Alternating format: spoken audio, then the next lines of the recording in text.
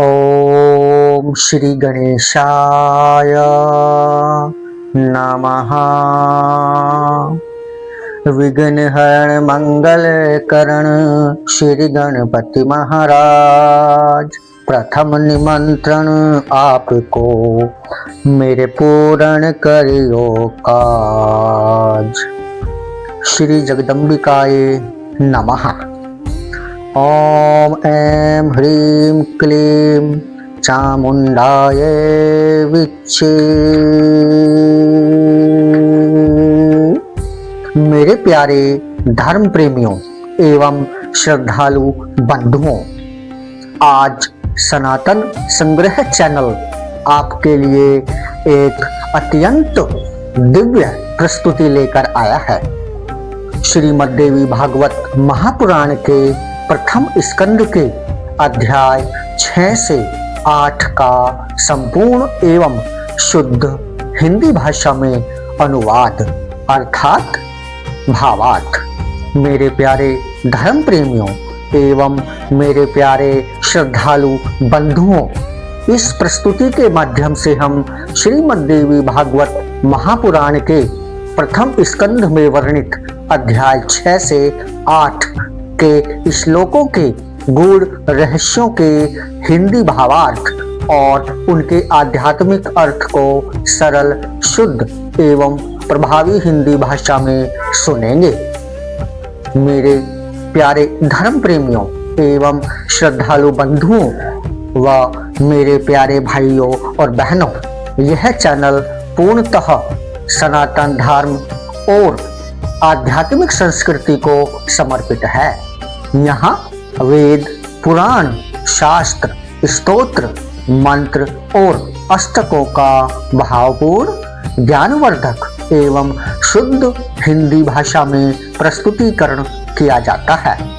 इस चैनल का एकमात्र उद्देश्य है सनातन धर्म का प्रचार और प्रसार।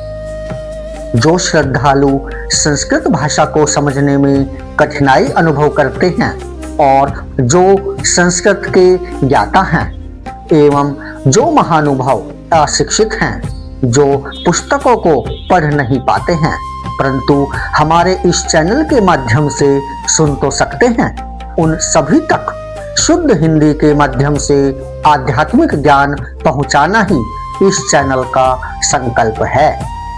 सनातन संस्कृति और वैदिक ज्ञान की इस अमूल्य धरोहर से जुड़ने के लिए सनातन संग्रह चैनल को अभी सब्सक्राइब करें अर्थात सदस्यता ग्रहण करें, जो पूर्णतः निःशुल्क है।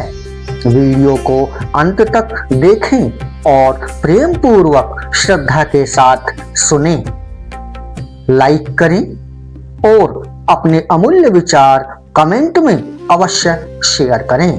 आपका स्नेह और समर्थन ही इस आध्यात्मिक यात्रा की सबसे बड़ी शक्ति है। मेरे प्यारे श्रद्धालु गणों एवं मेरे प्यारे भाइयों और बहनों, अगर आप भी माँ दुर्गा और श्रीमद् देवी भागवत महापुराण में अपनी श्रद्धा और विश्वास रखते हैं तो आप हमारे इस चैनल को सब्सक्राइब जरूर करें और लाइक भी करें तथा अपने कमेंट भी शेयर करें, ताकि हम आपका प्यार और सहयोग ले सकें।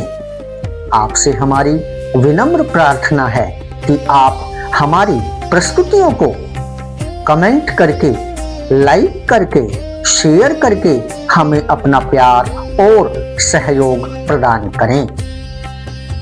श्रीमद् देवी भागवत महापुराण महर्षि वेद व्यास जी द्वारा रचित एक प्रमुख शाक्त महापुराण है, जो आदि शक्ति माँ भगवती दुर्गा को ब्रह्मांड की सर्वोच्च रचयिता और पालनकर्ता के रूप में वर्णित करता है।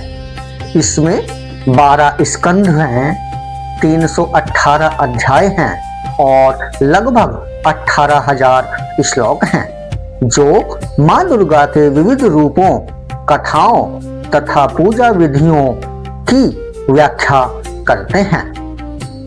श्रीमद् देवी भागवत महापुराण की प्रमुख विशेषताएं क्या हैं, आइए जानते हैं। इस पुराण में देवी को निर्गुण से सगुण रूप में प्रकट होने वाली आद्या शक्ति माना गया है, जो सृष्टि, पालन और संहार करती हैं। इसमें सती की कथा, पार्वती की तपस्या, दुर्गा सप्तशती, ज्ञान यज्ञ, रुद्राक्ष महिमा और राजा हरिश्चंद्र की कथाओं के माध्यम से धर्म की स्थापना की गई है। यह 12 स्कंधों में विभक्त है, जिसमें आदि शक्ति के विभिन्न अवतारों जैसे श्री महाकाली, श्री महालक्ष्मी और श्री महासरस्वती जी का वर्णन है। देवी भागवत शाक्त द्वैतवाद अर्थात सांख्य और अद्वैत वेदांत का समन्वय के माध्यम से भक्ति को सर्वोच्च स्थान देता है। इस पुराण को पढ़ने से अथवा इस पुराण को प्रेम के साथ सुनने से ज्ञान, धन, संतान और मोक्ष की प्राप्ति होती है और यह आध्यात्मिक विकास के लिए अत्यंत ही सहायक है। मेरे प्यारे भाइयों और बहनों, हमने अपनी पहली प्रस्तुति में श्रीमद् देवी भागवत महापुराण के प्रथम स्कंध के अध्याय 3 से 5 तक के श्लोकों का हिंदी अनुवाद करके आपके सामने प्रस्तुत किया था। तो आइए मेरे धर्म प्रेमियों, मेरे प्यारे भाइयों और बहनों, आपका ज्यादा समय न लेते हुए आरंभ करते हैं श्रीमद् देवी भागवत महापुराण के प्रथम स्कंध के अध्याय 6 से अध्याय 8 तक के श्लोकों का हिंदी में भावार्थ। ओम श्री जगदम्बिकाये नमः। ओम ऐं ह्रीं क्लीं चामुंडाये विच्चे। छठा अध्याय। शेषशायी भगवान विष्णु के कर्णमल से मधु कैटभ की उत्पत्ति तथा उन दोनों का ब्रह्मा जी से युद्ध के लिए तत्पर होना। ऋषिगण बोले, हे सौम्य, आपने मधु और कैटभ के साथ भगवान विष्णु द्वारा महासिंधु में 5000 वर्षों तक युद्ध किए जाने की पहले चर्चा की थी। महावीर्य संपन्न, किसी से भी पराभूत न होने वाले तथा देवताओं से भी अपराजेय वे दोनों दानव उस एकार वो के जल में किससे प्रादुर्भूत हुए, वे असुर क्यों उत्पन्न हुए तथा भगवान के द्वारा उनका वध क्यों किया गया। हे महामते, आप यह परम अद्भुत आख्यान हमको सुनाइए। हम लोग यह कथा सुनने को इच्छुक हैं और आप अति प्रसिद्ध वक्ता हैं। हमारा और आपका यह संपर्क दैव योग से ही हुआ है। मूर्ख के साथ स्थापित किया गया संपर्क विष से भी अधिक अनिष्टकर होता है और इसके विपरीत विद्वानों का संपर्क पीयूष रस के तुल्य माना गया है। पशु भी जीवन यापन करते हैं, वे भी आहार ग्रहण करते हैं, मलमूत्रादि का विसर्जन करते हैं और विषाक्त होकर इंद्रिय जन्य सुख की अनुभूति करते हैं, किंतु उनमें अच्छे बुरे का लेश मात्र भी ज्ञान नहीं होता तथा वे मोक्ष की प्राप्ति करने वाले विवेक से अर्थात मोक्ष की प्राप्ति कराने वाले विवेक से भी रहित होते हैं। अतएव उत्तम बातों को सुनने में जो लोग श्रद्धा भाव नहीं रखते, उन्हें पशु तुल्य ही मानना चाहिए। मृग आदि बहुत से पशु श्रवण सुख का अनुभव करते हैं और कान विहीन सर्प भी ध्वनि सुनकर मुग्ध हो जाते हैं। पांचों ज्ञानेंद्रियों में श्रवण इंद्रिय तथा दर्शन इंद्रिय दोनों ही शुभ होती हैं, क्योंकि सुनने से वस्तुओं का ज्ञान प्राप्त होता है और देखने से मनोरंजन होता है। हे महाभाग, विद्वानों ने निर्धारित करके कहा है कि सात्विक, राजस तथा तामस भेदानुसार श्रवण 3 प्रकार का होता है। वेद शास्त्र आदि का श्रवण सात्विक, साहित्य का श्रवण राजस तथा युद्ध संबंधी बातों एवं दूसरों की निंदा का श्रवण तामस कहा गया है। प्रज्ञावान पंडितों द्वारा सात्विक श्रवण के भी उत्तम, मध्यम तथा अधम ये 3 प्रकार बताए गए हैं। उत्तम श्रवण मोक्ष की प्राप्ति कराने वाला, मध्यम श्रवण स्वर्ग देने वाला तथा अधम श्रवण भोगों की उपलब्धि कराने वाला कहा गया है। विद्वानों ने अच्छी तरह सोच समझकर ऐसा निर्धारण किया है। साहित्य भी 3 प्रकार का होता है। जिस साहित्य में स्वकीय नायिका का वर्णन हो वह उत्तम, जिस साहित्य में वैश्याओं का वर्णन हो वह मध्यम तथा जिस साहित्य में पर स्त्री वर्णन हो वह अधम साहित्य कहा गया है। शास्त्रों के परम निर्णांत विद्वानों ने तामस श्रवण के 3 भेद बतलाए हैं। किसी पापाचारी के संहार से संबंधित युद्ध वर्णन का श्रवण उत्तम, कौरव पांडवों की तरह द्वेष के कारण शत्रुता में युद्ध का वर्णन श्रवण मध्यम तथा अकारण विवाद एवं कलह से हुए युद्ध के वर्णन का श्रवण अधम कहा गया है। हे महामते, इनमें पुराणों के श्रवण की ही प्रधानता मानी गई है, क्योंकि इनके श्रवण से बुद्धि का विकास होता है, पुण्य प्राप्त होता है और समस्त पाप नष्ट हो जाते हैं। अतएव हे महामते, पूर्व काल में द्वैपायन महर्षि व्यास से सुनी हुई समस्त कामनाओं को सिद्ध करने वाली परम पवित्र पौराणिक कथा कहिए। सूत जी बोले, हे महाभाग, इस पृथ्वी लोक में आप लोग धन्य हैं और मैं भी धन्य हूँ, क्योंकि आप लोगों में कथा श्रवण के प्रति और मुझ में कथा वाचन के प्रति विवेक जागृत हुआ है। पूर्व काल में प्रलय अवस्था में जब तीनों लोक महाजल राशि में विलीन हो गए और देवाधिदेव भगवान विष्णु शेष शैया पर सो गए, तब विष्णु के कानों की मैल से मधुकैटभ नामक 2 दानव उत्पन्न हुए और वे महाबली दैत्य उस महासागर में बढ़ने लगे। वे दोनों दैत्य क्रीड़ा करते हुए उसी सागर में इधर उधर भ्रमण करते रहे। एक बार कीड़ा परायण विशाल शरीर वाले उन दोनों भाइयों ने विचार किया कि बिना किसी कारण के कोई भी कार्य नहीं होता। यह एक सार्वत्रिक परंपरा है। बिना किसी आधार के आधेय की सत्ता कदापि संभव नहीं है। अतः आधार आधेय का भाव हमारे मन में बार बार आता रहता है। अति विस्तार वाला तथा सुखद यह जल किस आधार पर स्थित है? किसने इसका सृजन किया? यह किस प्रकार उत्पन्न हुआ और इस जल में निमग्न हम लोग कैसे स्थित हैं? हम दोनों कैसे पैदा हुए और किसने हम दोनों को उत्पन्न किया? हमारे माता पिता कौन हैं? इस बात का भी कोई ज्ञान हम दोनों को नहीं है। सूत जी बोले, इस प्रकार चिंतन करते हुए वे किसी निश्चय पर नहीं पहुंचे।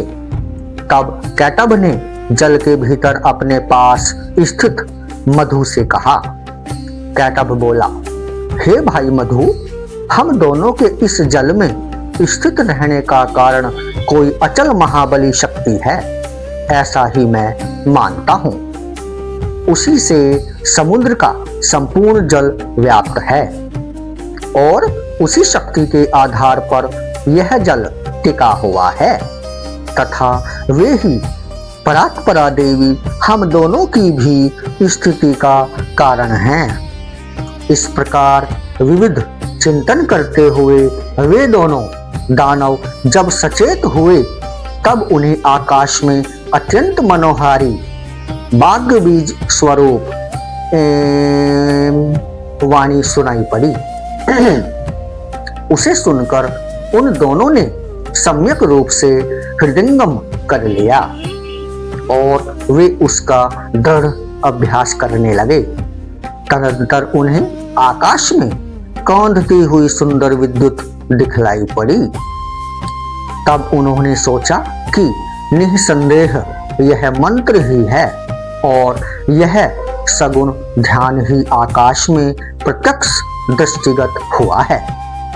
तदंतर वे दोनों दैत्य आहार का परित्याग करके इंद्रियों को आत्म नियंत्रित करके उसी विद्युत ज्योतिर्मय में मन केंद्रित किए हुए समाधिस्थ भाव से जप ध्यान करने में लीन हो गए।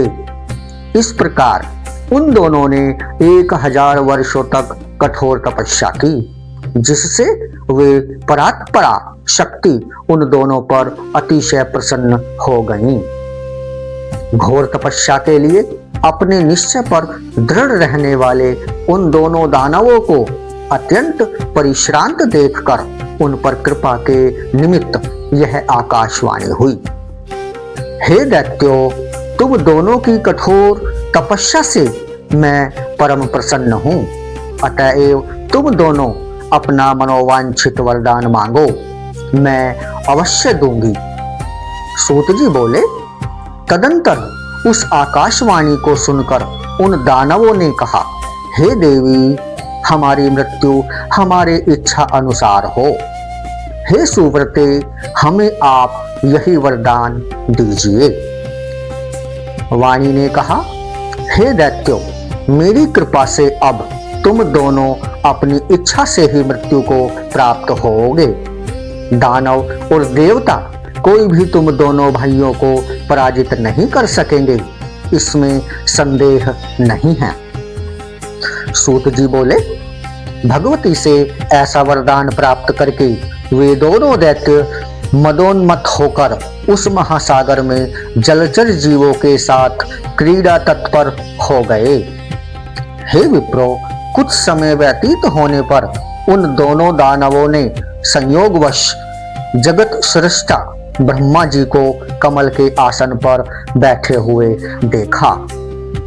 उन्हें देखकर युद्ध की लालसा से वे दोनों महाबली दैत्य प्रसन्न हो उठे और ब्रह्मा जी से बोले, हे सुव्रत, आप हम लोगों के साथ युद्ध कीजिए, अन्यथा यह पद्मासन छोड़कर आप अविलंब जहां जाना चाहें वहां चले जाइए। यदि आप दुर्बल हैं तो इस शुभ आसन पर बैठने का आपका अधिकार कहाँ है? कोई वीर ही इस आसन का उपभोग कर सकता है।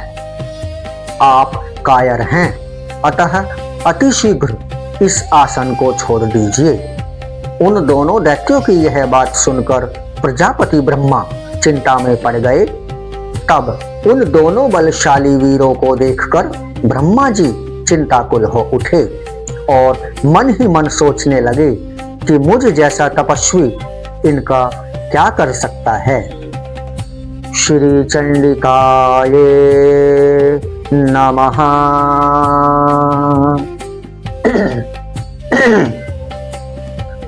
सातवां अध्याय आरंभ। ब्रह्मा जी का भगवान विष्णु तथा भगवती योग निद्रा की स्तुति करना। सूत जी बोले। तदंतर उन दोनों वीरों को देखकर सर्वशास्त्र वेत्ता ब्रह्मा जी साम, दान, भेद आदि नीतियों के माध्यम से युद्ध की समाप्ति के उपायों को सोचने लगे। इनके वास्तविक बल का मुझे कोई ज्ञान नहीं है। नीति के अनुसार जिसके बल की जानकारी न हो उसके साथ युद्ध करना कदापि उचित नहीं होता। यदि मैं इस समय इन मदोन्मत्त दुष्ट दानवों की स्तुति करता हूँ तो इससे स्वयं मेरे द्वारा अपनी निर्बलता प्रकाशित होगी। निर्बलता प्रदर्शित करने पर इनमें से कोई एक ही मेरा वध कर देगा। इनके साथ इस समय मैं न तो दान नीति और न तो भेद नीति को ही उपयुक्त समझ रहा हूँ। अतः इस समय उचित यही है कि मैं शेष नाग पर सोए हुए चतुर्भुज एवं पराक्रमी भगवान श्री विष्णु जी को जगाऊं। वे मेरी विपत्ति अवश्य ही दूर करेंगे। मन में ऐसा सोचकर कमल नाल का आश्रय लेकर पद्म योनि ब्रह्मा जी मन ही मन दुख नाशक विष्णु के शरणागत हो गए। वे शुभ संबोधनों के द्वारा योग निद्रा के कारण स्पंदन रहित उन नारायण जगतपति भगवान श्री विष्णु को जगाने के लिए उनकी स्तुति करने लगे। ब्रह्मा जी बोले, हे दीनानाथ, हे हरे, हे विष्णु, हे वामन, हे माधव, भक्तों की पीड़ा हरने वाले हे ऋषिकेश, हे सर्वव्यापिन, हे जगतपते, हे अनंत स्वरूप, हे वासुदेव, हे अंतर्यामिन, हे जगत के स्वामी, हे दुष्टों तथा शत्रुओं का संहार करने में एकाग्र चित्त वाले, हे चक्रधर, हे गदाधर, हे सर्वज्ञ, हे सर्वलोकेश, हे सर्वशक्ति संपन्न, हे देवेश, हे दुख नाशन, अब आप उठिए, उठिए और मेरी रक्षा कीजिए। हे विशंभर, हे विशालाक्ष, हे पुण्य श्रवण कीर्तन, हे जगत सृष्टा, हे निराकार, हे सृष्टि पालन संहार के कारक, हे महाराज, ये दोनों मदोन्मत्त दानव मेरा वध करना चाहते हैं। हे सर्वाधार, मैं इस समय संकटग्रस्त हूँ, क्या आप यह नहीं जानते? हे महाविष्णु, मैं इस समय दुख से अत्यधिक पीड़ित हूँ और आपके शरणागत हूँ। ऐसी स्थिति में यदि आप मेरी उपेक्षा करेंगे तो आपका जगत पालन का नियम निरर्थक हो जाएगा। इस प्रकार स्तुति करने पर भी जब योग निद्रा में लीन भगवान श्री विष्णु नहीं जगे, तब ब्रह्मा जी ने विचार किया कि भगवान श्री विष्णु अवश्य ही शक्ति के अधीन होकर योग निद्रा के वश में हो गए हैं, जिससे ये धर्मात्मा नहीं जग रहे हैं। अब दुख से पीड़ित मैं इस समय क्या करूं? अहंकार के मद में चूर वे दोनों दानव मुझे मारने के उद्देश्य से यहाँ आ गए हैं। अब मैं क्या करूं और कहाँ जाऊं? अब तो मुझे शरण देने वाला कोई भी नहीं है। इस प्रकार मन ही मन सोचते हुए वे एक निष्कर्ष पर पहुंचे और निष्कर्ष पर पहुंचकर एकाग्रचित होकर उन भगवती योग निद्रा की स्तुति करने लगे। उन्होंने अपने मन में यह दृढ़ विचार रख लिया कि वे ही महाशक्ति मेरी रक्षा करने में समर्थ हैं, जिन्होंने भगवान विष्णु को भी चेतनाहीन तथा निष्पंद कर दिया है। इस लोक में जैसे मृत प्राणी को शब्द आदि गुणों का आभास नहीं हो पाता, उसी प्रकार निद्रा के कारण अपने नेत्र मूंदे हुए भगवान श्री विष्णु कुछ भी जान सकने में असमर्थ हैं। मेरे द्वारा नानाविध स्तुति किए जाने पर भी भगवान श्री विष्णु निद्रा का त्याग नहीं कर रहे हैं। अतएव मैं मानता हूँ कि निद्रा इनके अधीन नहीं है, अपितु निद्रा के द्वारा ही ये वशीभूत कर लिए गए हैं। जो प्राणी जिस किसी के वश में हो जाता है वह निश्चय ही उसी का दास बन जाता है। अतः ये योग निद्रा ही लक्ष्मीपति श्री विष्णु की स्वामिनी हो गई हैं। जिस शक्ति के द्वारा सिंधु पुत्री लक्ष्मी के वश में रहने वाले भगवान श्री विष्णु भी वशीभूत कर लिए गए हैं, उन्हीं भगवती ने निश्चित रूप से इस जगत को अपने अधीन कर रखा है। मैं ब्रह्मा, विष्णु, शंकर, सावित्री, लक्ष्मी एवं पार्वती हम सभी उन्हीं के अधीन हैं, इसमें कुछ भी संशय नहीं है। भगवान विष्णु भी जिस शक्ति के वशीभूत होकर विवश हुए से उसी प्रकार सो रहे हैं जिस प्रकार एक सामान्य प्राणी सोता है। तब अन्य महापुरुषों के विषय में क्या कहा जाए। अतः अब मैं योग निद्रा का ही स्तवन करूंगा, जिनकी कृपा से निद्रा मुक्त होकर जनार्दन सनातन भगवान वासुदेव युद्ध के लिए उद्योग करेंगे। तदंतर ऐसा निश्चय करके कमल नाल पर विराजमान ब्रह्मा जी भगवान श्री विष्णु के अंगों में व्याप्त उन योग निद्रा की स्तुति करने लगे। ब्रह्मा जी बोले, हे देवी, इस जगत का कारण आप ही हैं। वेद वाक्यों से मुझे ऐसा ज्ञात हुआ है। हे अम्ब, आपकी ही शक्ति से संपूर्ण विश्व को ज्ञान देने वाले पुरुषोत्तम भगवान श्री विष्णु भी इस समय योग निद्रा के वश में हो गए हैं। हे माता, समग्र लोक को मोहित कर देने वाली आपकी लीला को कौन जान सकता है। आपकी इस लीला से मैं तो मूढ़ हो गया हूँ और ये विष्णु परवश होकर सो रहे हैं। हे समस्त प्राणियों के मन में निवास करने वाली भगवती, करोड़ों देवताओं में भी ऐसा कौन विज्ञ है जो ऐसी आप निर्गुणा का रहस्य जान सके।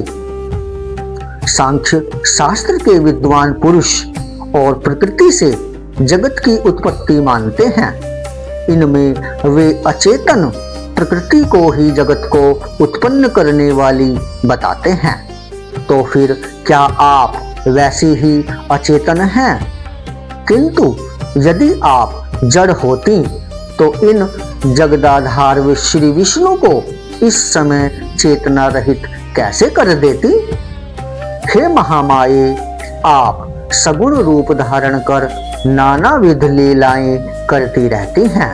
अतः आपके रहस्यमय कार्यों का सम्यक ज्ञान करने में भला कौन समर्थ है। हे भवानी, मुनिगण संध्या नाम से आपके गुणों को परिकल्पित करके तीनों समय प्रातः, मध्याह्न और सायं निश्चित रूप से आपका ही ध्यान करते हैं। हे देवी, आप बुद्धि स्वरूपा होकर समस्त लोक को ज्ञान देती हैं और लक्ष्मी रूप से सदैव देवताओं को सुख प्रदान करती हैं। हे माता, संपूर्ण प्राणियों में कीर्ति, मति, धृति, कांति, श्रद्धा एवं रति रूप में आप ही विद्यमान हैं। हे देवी, प्रगाढ़ निद्रा के वशीभूत श्री विष्णु को देखकर विषम दुख की स्थिति को प्राप्त हुए मुझको यह प्रमाण मिल गया है कि आप ही निसंदेह संपूर्ण जगत की जननी हैं। इस विषय में अब सैकड़ों तर्क वितर्क की कोई आवश्यकता नहीं है। हे देवी, आप वेद शास्त्रों के पारदर्शी विद्वानों की समझ से भी परे हैं और वेद भी आपको पूर्ण रूप से नहीं जानते, क्योंकि उन वेदों की उत्पत्ति का भी कारण आप ही हैं। आपका यह संपूर्ण रहस्यमय क्रियाकलाप सबको प्रत्यक्ष दिखाई देता है। इस संसार में कौन ऐसा बुद्धिमान प्राणी है जो आपके संपूर्ण चरित्र को जानने में समर्थ है। स्वयं मैं ब्रह्मा, विष्णु, शंकर, देवगण, अन्य मुनिवृंद तथा मेरे तत्वज्ञ पुत्र लोग भी उसे नहीं जान सके हैं। संपूर्ण लोक में आपकी महिमा का वर्णन कोई नहीं कर सकता। हे देवी, यदि यज्ञों में वैदिक विद्वान हवन कार्य के समय आपके स्वाहा नाम का उच्चारण न करे तो देवगण अपना यज्ञ भाग नहीं प्राप्त कर सकते। अतएव आप ही देवताओं का भी भरण पोषण करती हैं। हे भगवती, आपने पहले भी समय समय पर दैत्यों द्वारा उत्पन्न किए गए भयों से हमारी रक्षा की है। उसी प्रकार इस समय भी हमारी रक्षा करें। मैं आपकी शरण में हूँ। हे देवी, हे वरदे, मधु के साथ भयानक इस कैटब को देखकर मैं अत्यंत भयाक्रांत हूँ। आपकी योग माया ने भगवान श्री विष्णु के शरीर के सभी अवयवों को अपने वश में कर रखा है। अतः वे मेरी इस विषम विपत्ति को नहीं जान रहे हैं। हे महानुभावे, या तो इस समय आप आदिदेव को मुक्त कर दें अथवा इन दोनों महादैत्यों का वध कर दें। इनमें से आपको जो उचित जान पड़े वह कीजिए। हे देवी, जो मंद बुद्धि प्राणी आपकी विशिष्ट महिमा को नहीं जानते वे ही विष्णु तथा शंकर आदि की आराधना करते हैं। हे जननी, आज प्रत्यक्ष प्रमाण के रूप में मैं आपकी महिमा देख रहा हूँ कि भगवान श्री विष्णु भी प्रगाढ़ निद्रा के वशीभूत होकर सो रहे हैं। आपकी शक्ति के वश में पड़े अपने पति भगवान श्री विष्णु को इस समय सिंधु सुता श्री लक्ष्मी भी नहीं जगा सकती, क्योंकि हे भगवती, मुझे ऐसा प्रतीत होता है कि आपने ही बलपूर्वक श्री लक्ष्मी जी को भी शयन करने के लिए विवश कर दिया है, जिससे वे भी नहीं जग रही हैं। हे देवी, इस संसार में वे ही प्राणी धन्य हैं जो आपके चरणों में भक्ति भाव रखते हैं। अन्य देवताओं की उपासना त्याग कर आपके ध्यान में लीन रहते हैं और आपको ही संपूर्ण कामनाएं पूर्ण करने वाली कामधेनु तथा समस्त लोक की जननी मानकर आपका भजन करते हैं। बुद्धि, कांति, यश, शुभ वृत्ति आदि गुण इस समय भगवान श्री विष्णु का परित्याग करके कहाँ चले गए? हे भगवती, अतिशय मान वाली आपकी ही शक्ति से ये भगवान श्री विष्णु इस समय निद्रा के वशवर्ती हो गए हैं। अखिल प्रभाव वाले आप ही जगत की एकमात्र शक्ति हैं और आपके द्वारा रचा गया सब कुछ आपकी लीला ही है। जैसे कोई नट अपने ही द्वारा निर्मित नाट्य में अभिनय करता है, उसी प्रकार आप भी अपने ही द्वारा निर्मित मोह जाल में नानाविध लीलाएं करती रहती हैं। युग के आरंभ में आपने सर्वप्रथम श्री विष्णु का सृजन किया, सबके पालन के लिए उन्हें निर्मल शक्ति प्रदान की और इस प्रकार समस्त जगत की रक्षा की। उन्हीं भगवान श्री विष्णु को निद्राभिभूत कर आपने इस समय सुला दिया है। हे अम्ब, आपको जो उचित जान पड़ता है आप निश्चित रूप से वही किया करती हैं। हे भगवती, यदि आप मेरी सृष्टि करके मुझे नष्ट कर देने की इच्छा नहीं रखती हैं तो अपना यह मौन त्याग कर मेरे ऊपर दया कीजिए। हे भवानी, आपने काल रूप इन दोनों दानवों को किस लिए उत्पन्न किया है? कहीं आपने मेरे उपहास के लिए तो ऐसा नहीं किया है? हे भवानी, अब मुझे आपके अद्भुत चरित्र का ज्ञान हो गया है। समस्त जगत की रचना करके आप उसी में स्वेच्छा से विहार करती हैं और पुनः उसे अपने में जैसे समाहित कर लेती हैं, उसी प्रकार मुझे नष्ट कर देना चाहती हैं, तो इसमें कोई विचित्र बात नहीं है। हे माता, यदि आप यही चाहती हैं तो मेरा वध कर दीजिए। हे जगदम्बे, मुझे मरण जनित दुख की लेश मात्र भी चिंता नहीं है। हाँ, आपको यह महान कलंक अवश्य लगेगा कि आपने जिसे सर्वप्रथम सृष्टिकर्ता बनाया उसे दैत्य ने मार डाला। हे देवी, अब आप उठिए और अपना अद्भुत रूप धारण कीजिए।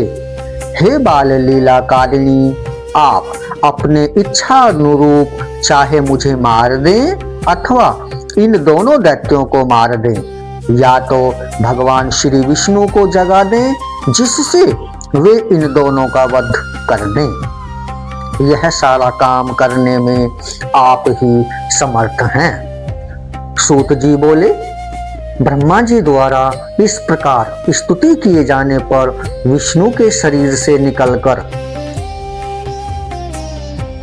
काम सी देवी उनके समीप खड़ी हो गईं।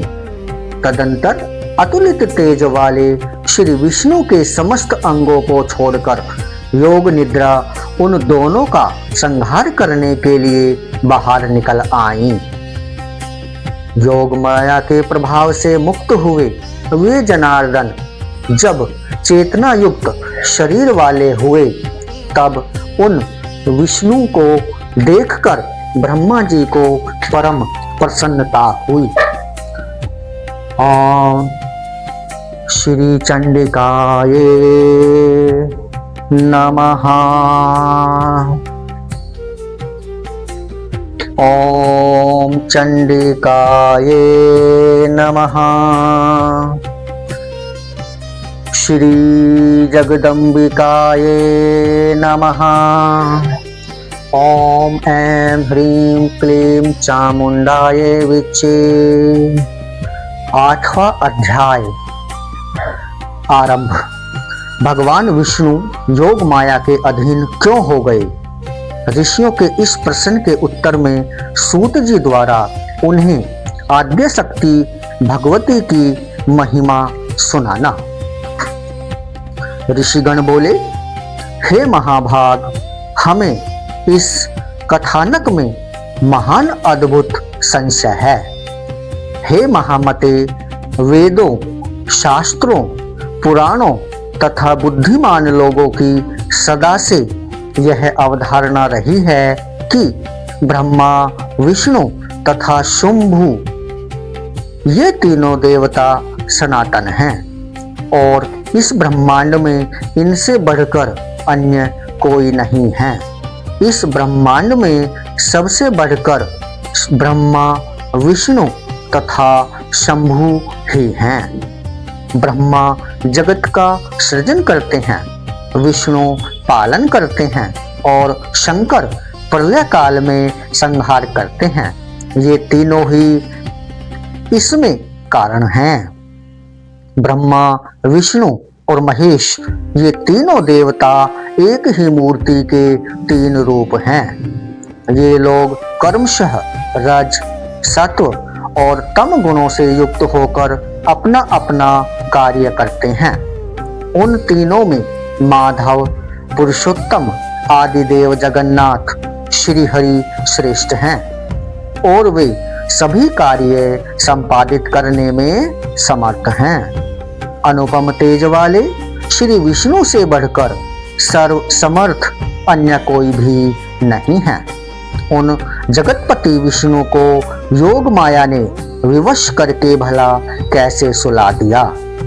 उस समय उन विष्णु की चेतना कहाँ चली गई और उनके जीवन की चेष्टा कहाँ लुप्त हो गई? हे महाभाग, यह महान संदेह उपस्थित है। आप इस विषय में यथोचित बताने की कृपा करें।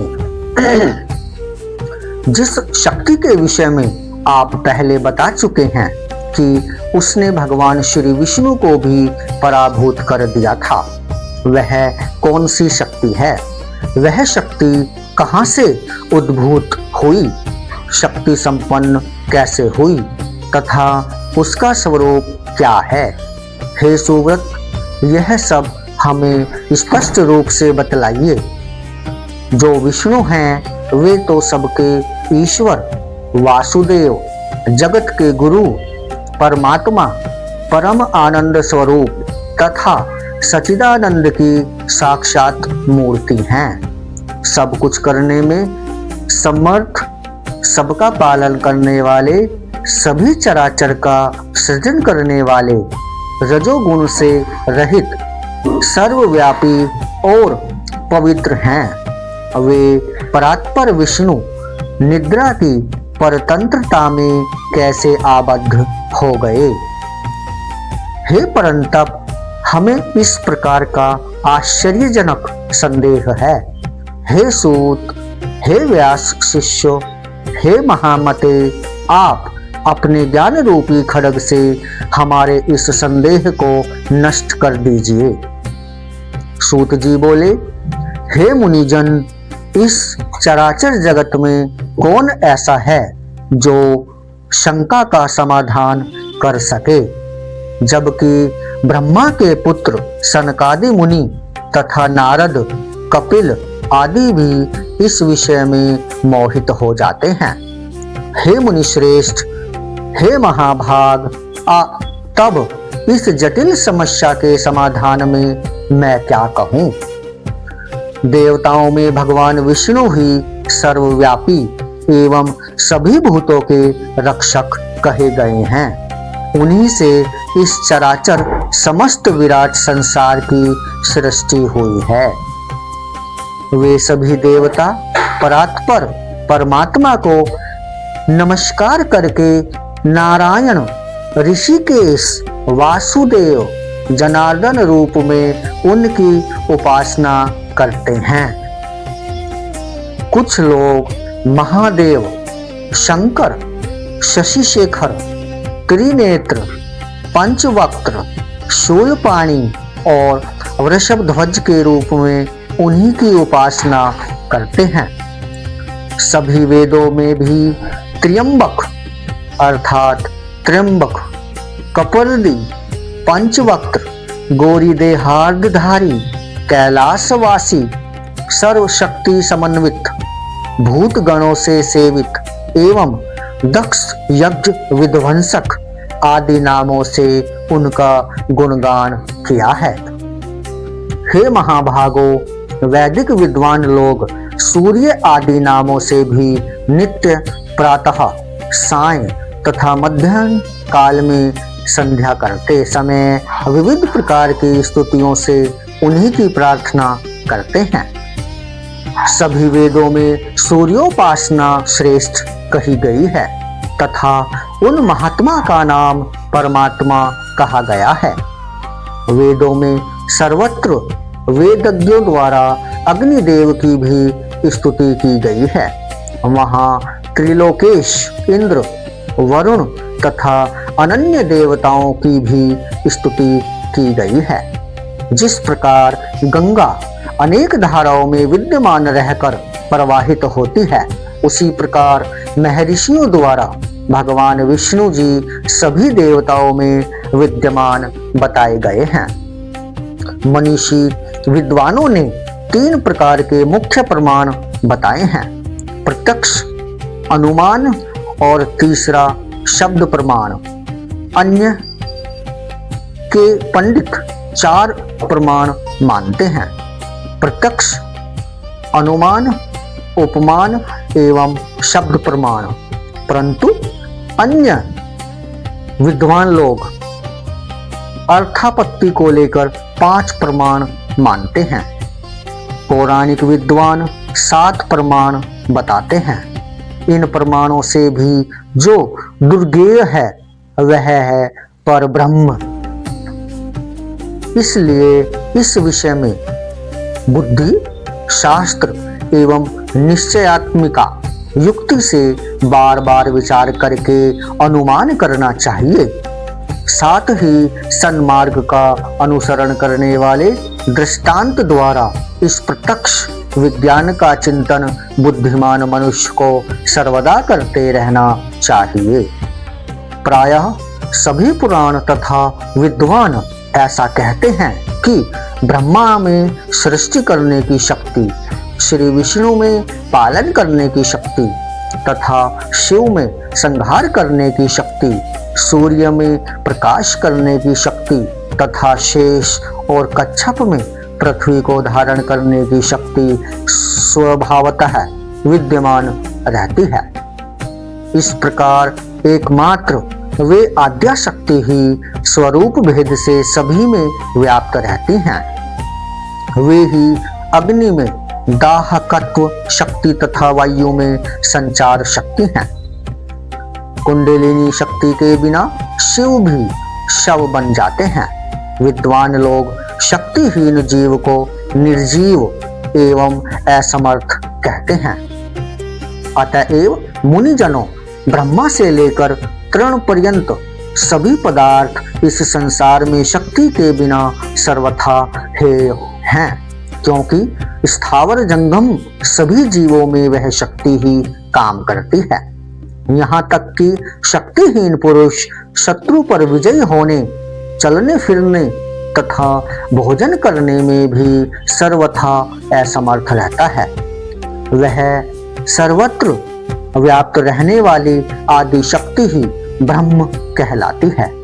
बुद्धिमान मनुष्य को चाहिए कि वह अनेक प्रकार के यत्नों द्वारा सम्यक रूप से उसकी उपासना करे तथा उसका चिंतन करे। भगवान श्री विष्णु में सात्विक की शक्ति रहती है, जिसके बिना वे अकर्मण्य हो जाते हैं।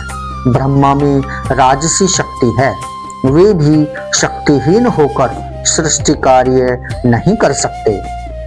और शिव में तामसी शक्ति रहती है, जिसके बल पर वे संहार कृत्य संपादित करते हैं। इस विषय पर मन से बार बार विचार करके तर्क वितर्क करते रहना चाहिए। शक्ति ही संपूर्ण ब्रह्मांड की रचना करती हैं, सबका पालन करती हैं और इच्छा अनुसार इस चराचर जगत का संहार करती हैं। उनके बिना विष्णु, शिव, इंद्र, ब्रह्मा, अग्नि, सूर्य और वरुण कोई भी अपने अपने कार्य में किसी प्रकार भी समर्थ नहीं हो सकते। वे देवगण शक्ति युक्त होने पर ही अपने अपने कार्यों को संपादित करते रहते हैं। प्रत्येक कार्य कारण में वही शक्ति प्रत्यक्ष दृष्टिगोचर होती है। मनीषी पुरुषों ने शक्ति को सगुणा और निर्गुणा भेद से दो प्रकार का बताया है। सगुणा शक्ति की उपासना आसक्त जनों और निर्गुणा शक्ति की उपासना आसक्त जनों को करनी चाहिए। अर्थात सगुणा शक्ति की उपासना आसक्त जनों और निर्गुणा शक्ति की उपासना अनासक्त जनों को करनी चाहिए।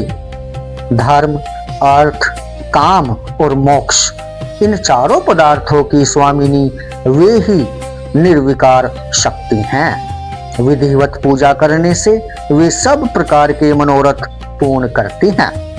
सदा माया से घिरे हुए अज्ञानी लोग उस महाशक्ति को जान नहीं पाते।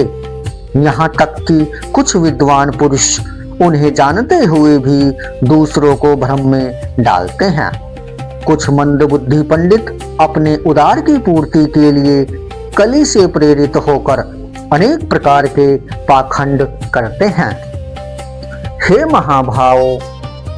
महाभागो, इस कली में बहुत प्रकार के अवैदिक तथा भेद मूलक धर्म उत्पन्न होते हैं, दूसरे युगों में नहीं होते। स्वयं भगवान विष्णु भी अनेक वर्षों तक कठोर तप करते हैं और ब्रह्मा तथा शिवजी भी ऐसा ही करते हैं। ये तीनों देवता निश्चित ही किसी का ध्यान करते हुए कठिन तपस्या करते रहते हैं।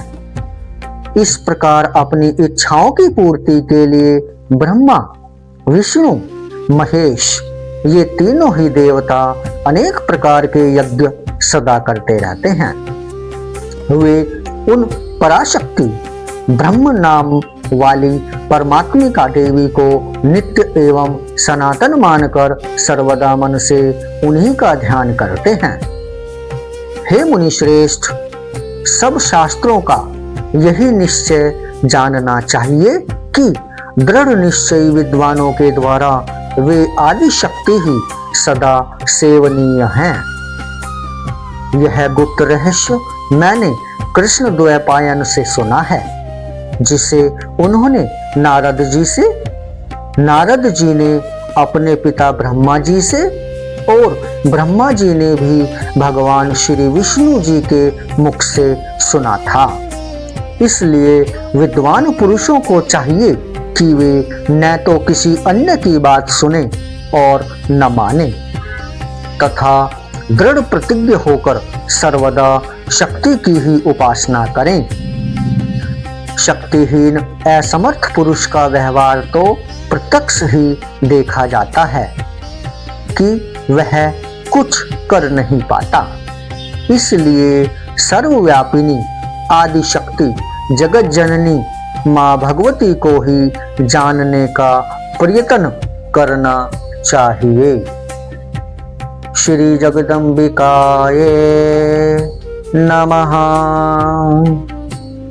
ओम ऐं ह्रीं क्लीं चामुंडाय विचे। ओम ऐं ह्रीं क्लीं चामुंडाय विचे। ओम ऐं ह्रीं क्लीं चामुंडाय विचे। ओम ऐं ह्रीं क्लीं चामुंडाय विचे। ओम ऐं ह्रीं क्लीं चामुंडाय विचे।